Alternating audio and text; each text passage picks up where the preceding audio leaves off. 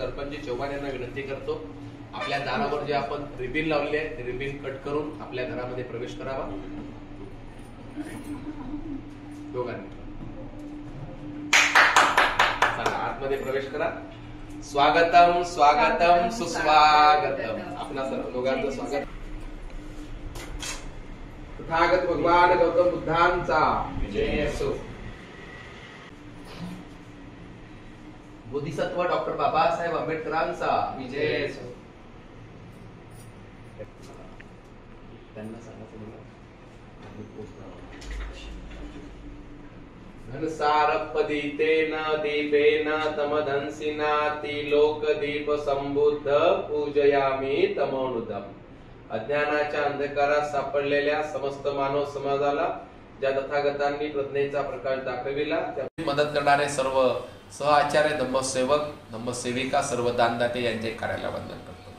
आज दिनांक 25 जून 2023 रोज रविवार. आयुष्यमान चव्हाण परिवार या परिवाराकडे आयुष्यमती स्नेहा व आयुष्यमान दर्पण दिनकरजी चव्हाण यांना 22/12/2022 ला यांच्याकडे पुत्ररत्न जन्माला आले. ज्या बाळाचं नाव विहान असं ठेवण्यात आलं.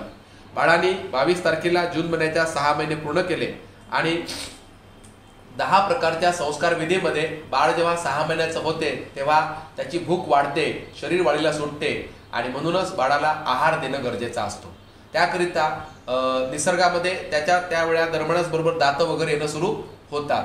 आता आधीच्या काळात तर अशा काही तारका बिरका काही नव्हत्या, पण ते पौर्णिमेप्रमाणे ते चालायचे वर्ष.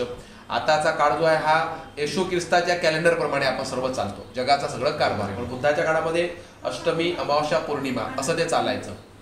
म्हणजे तेव्हाचं जे वर्ष होतं हे 354 दिवसाचं वर्ष होतं. कारण की पौर्णिमा टू पौर्णिमा हे जे डिस्टन्स आहे हे 29 दिवस आणि 12 तास. 29 दिवस 12 तास. तर याला जर आपण मल्टिप्लाय 12 केलं तर त्याचं उत्तर तुम्हाला भेटते 354 दिवस. तर अशा पद्धतीनं आणि पृथ्वीला स्वतःभोवती फिरण्यासाठी 24 तास लागतात. स्वतःभोवती फिरायला 24 तास लागतात, परंतु सूर्याला प्रदक्षिणा घालण्यासाठी तिला 365 दिवस 6 तास लागतात. 365 दिवस 6 तास लागतात. आणि मग हे 11 दिवस वाढले पुढे, बरोबर. इकडे 354 दिवसाचं मराठी वर्ष म्हणा तुम्ही याला, आणि 365 दिवसाचं हे कोणतं वर्ष? इंग्रजी वर्ष. हे 11 दिवस जे वाढतात ना, तर तिसरं वर्ष आलं की बरोबर 1 महिना वाढून जाते. तर लोक त्याला अधिक महिना म्हणतात. असा तो अधिक महिना आहे वास्तविक पाहता.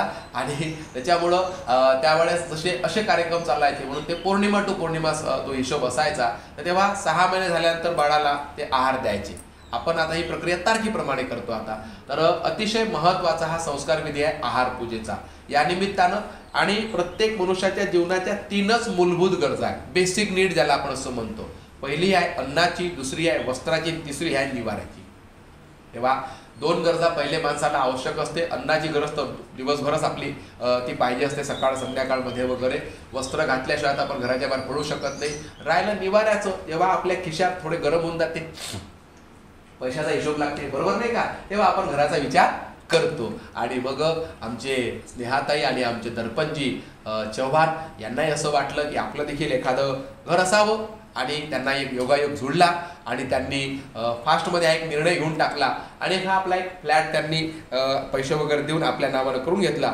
आणि विचार केला की चला आता आपण आपल्या घरी हा कार्यक्रम करायचा आहे. आणि आपल्याला राहतात तर हे लोक मुंबईला, परंतु आता इथं आपण घरामध्ये कोणी किरायेदार ठेवण्याच्या आधी एक पूजा झाली पाहिजे, म्हणजे आपल्या मनाचं एक समाधान होऊन जाते.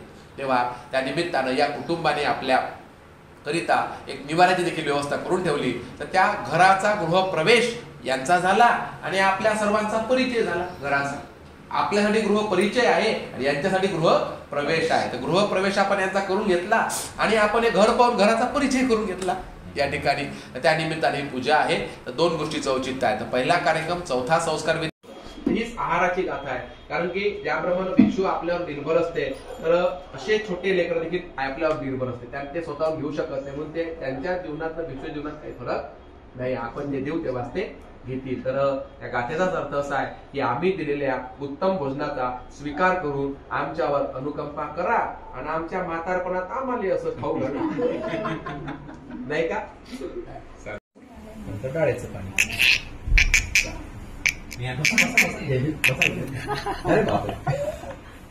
चला बाकीच्यांनी हात जोडा, मी गाथा म्हणतोय तोपर्यंत. सुरू ठेवा, नमो तस्स भगवतो अरहतो सम्मा संबुद्धस्स। नमो तस्स भगवतो अरहतो सम्मा संबुद्धस्स। नमो तस्स भगवतो अरहतो सम्मा संबुद्धस्स। अधिवासेतु मोभन्ते भोजनं परिकल्पितम् उपादाय पटिगन्नातुमुत्तमम्। द्वितीयम्पि तृतीयम्पि अधिवासेतु मोभन्ते भोजनं परिकल्पितम् उपादाय पटिगन्नातुमुत्तमम्। भवतु सर्वमङ्गलं रक्षन्तु सर्वदेवता सर्वबुद्धानु धम्मानु संघानुभावा सोक्ति भवन्तु ते सर्वेतीव विभज्यन्तु सर्वरोगविनाशतु माते भवन्तरायो सुखी दीर्घायुशीलच्च नित्यवद्धारो पच्चायनो चत्तारो धम्म उडदन्ति आयुवन्नो सुखं बलन्ति सर्वे।